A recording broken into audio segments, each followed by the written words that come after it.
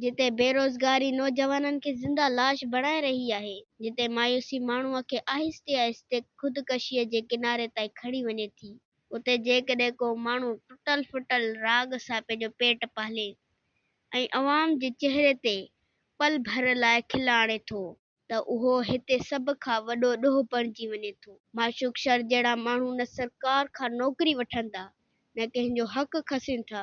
हू रुॻो पंहिंजी आवाज़, पंहिंजी मज़ा ऐं पंहिंजी हिमत सां जीअण जी कोशिश कनि था। पर अफ़सोस, हिन मुल्क में बुख, बेवसी ऐं ख़ुदकशियूं मसइलो नाहिनि। मसइलो राग आहे, मसइलो खिल आहे। मसइलो उहो आहे त अवाम अञा ज़िंदा छो आहे। जेके बेरोज़गारी ते ख़ामोश आहिनि, से राग ॿुधंदे ओचितो जागी पवनि था।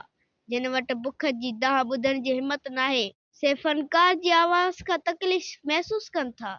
जेकॾहिं माशूक शर बेसुरो आहे त कन बंदि करियो। जेकॾहिं राग नथो वणे त ॿुधण छॾे ॾियो। पर कंहिंजी रोज़गार ते वार करणु न इख़लाक़ आहे ऐं न ई इस्लाह। उहो रुॻो साड़ आहे। हिन मुल्क खे राग में सुधारो न, सोच में सुधारो घुर्जे।